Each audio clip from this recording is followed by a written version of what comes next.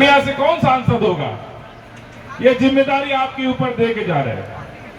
हम चाहते थे कि हमारे नेताजी के आने से पहले हम लंबी बात आपसे करते कि देश में क्या क्या हो रहा है जो आपको जानना जरूरी है, लेकिन हमसे कहा गया कि आप नेताजी के आने के बाद बोलिएगा। हम नेताजी के आने के हम नर्वस हो जाते हैं इनके सामने बोलने में, क्योंकि जिसने हमारे कंठ को आवाज दिया, जिसने हमको बोलना सिखाया, जिसने हमको प्रतिकार करना सिखाया, उसके सामने हम क्या बोले हम भूल जाते हैं। मेरे अभिभावक जिन्होंने मुझे लड़ना सिखाया, आज दिल्ली के अंदर मैं एक घटना आपको सिर्फ बताना चाहता हूं। जी टीवी पर एक लड़की एंकर मुझे मौलाना समझ के मुझे मेरा अपमान करने लगी। मैंने उसको जोर से डांट दिया, वो मुझसे बहस करने लगी। अंदर एक पीसीआर होता है, वहां वरिष्ठ लोग बैठते हैं। उन्होंने कान में एंकर के कहा, ये पप्पू जी के महासचिव हैं, इनसे बहस मत करो, आगे बढ़ो। यह है ताकत पूर्णिया की, यह है आपकी ताकत। मैं आज दिल्ली के नेशनल चैनल पर अगर दहाता हूं, यह हमारे नेताजी की ताकत है। हमें नहीं लगता डर किसी से। और मैं जब आया, जब नेताजी आए, ये गरीब मैली धोती और महिला कुर्ता पहनने वाले लोग जब ताली बजा रहे थे, यकीन जानिए मैं जानता हूं वो ताली क्यों बजा रहे थे। थाना और तहसील और ब्लॉक पर मैली और गरीब दिखने वाले इंसान की सुनवाई नहीं होती है। ये पूरा देश जानता है, इस देश का हर गरीब जानता है। लेकिन जब यही मैली धोती और महिला कपड़ा पहनने वाला इंसान जो कहता है मैं पप्पू यादव का आदमी हूं, उसे कुर्सी मिलती है, उसे सम्मान मिलता है। याद कीजिए, जब आपका नेता दिल्ली की अदालत में बैठेगा, ये सिर्फ आपके लिए नहीं, भारत के हर गरीब को इंसाफ मिलेगा, भारत के हर गरीब को सम्मान मिलेगा। यह चिराग पूर्णिया के लोग जलाएंगे। एक दीपक से 1 लाख दीपक जलाया जा सकता है कि नहीं जलाया जा सकता? यह पूर्णिया के लोग एक दीपक जलाएंगे और पूरा भारत महकेगा, पूरा भारत उजाला देगा। आपकी आवाज दिल्ली से होकर के पूरे देश तक फैलेगी।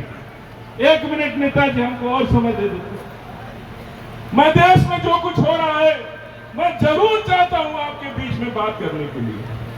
जब देश आजाद हुआ, आज नरेंद्र मोदी प्रधानमंत्री हमारे देश के।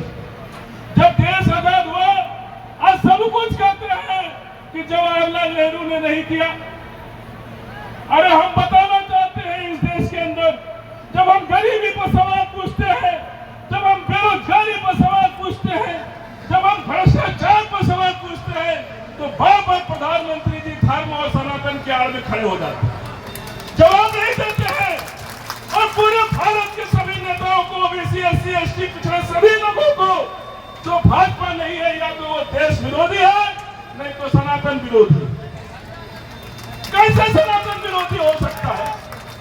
एक दलित, हमने अपने गांव में बचपन देखा है, दलित समाज का चाहे मुसहर हो, चाहे जमाल हो, चाहे वो पासवान हो, कोई भी दलित समाज का एक व्यक्ति अपने बन के पास जमीन नहीं होती है, अपने बच्चों को पढ़ाने के लिए भैंस खरीदता है और उसका दूध बेच करके अपने बच्चों की फीस जमा करना चाहता है। लेकिन उस दलित का दूध कोई नहीं खरीदता है, क्योंकि कहते हैं कि ये तो चमार की भैंस का दूध है। लेकिन वही दलित जब बाबू साहब की भैंस धोता है, नहलाता है, साफ करता है, उस बाबू साहब की भैंस का दूध तो सब कोई पीता है। क्यों पीता है भाई? और जब इस सोच पर हम सवाल करते हैं, तो कहते हैं कि सनातन का अपमान कर रहे हैं। कोई सनातन का अपमान कैसे हो सकता है? एक दलित बच्चे को पानी पीने के लिए घड़े से मार दिया गया, पानी पीने के अपराध में। हम सवाल करते हैं कि क्या इस देश के अंदर, और 1955 में जवाहरलाल नेहरू ने कानून बनाया अस्पृश्यता निवारण अधिनियम, उसके बावजूद भी कोई परिवर्तन नहीं आया समाज के अंदर। राजीव गांधी ने एससी एसटी एक्ट बनाया, उसके बावजूद भी लोग मारे जा रहे हैं। अपमान हो रहा है गरीबों का, आदिवासियों का, पिछड़ों का, दलितों का। उस पर सवाल पूछिए ये कहते हैं कि सनातन का अपमान हो रहा है। कैसे सनातन का अपमान हो रहा है? और एक बात और बस कह के खत्म करना चाहता हूं, एक बात आप लोग और सोचते होंगे, हम लोग तीसरी अर्थव्यवस्था बन गए। सुनते होंगे आप लोग टीवी में कि तीसरी अर्थव्यवस्था बन गए। मैं इस पर विशेष बात न करके सिर्फ एक बात करना चाहता हूं। मैं दिल्ली के भाजपा के नेताओं को भी समझाता हूं, बोलता हूं, जब मनमोहन सिंह जी नरेंद्र मोदी को गद्दी सौंप रहे थे 2014 में, तब उन्होंने एक भाषण दिया था, कहा था 1991 में हमारे देश के पास सिर्फ 15 दिन का राशन था।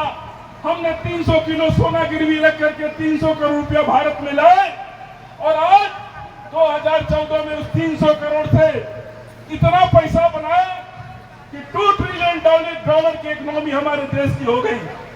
और 2014 में उन्होंने कहा था कि पूरे देश की अंतर्राष्ट्रीय रेटिंग एजेंसी ने, पीपीए बोलते हैं उसको, हमारे देश का कोई स्थान नहीं था। 2014 में तीसरी स्थान पूरी दुनिया में भारत का मनमोहन सिंह ने दे के गए।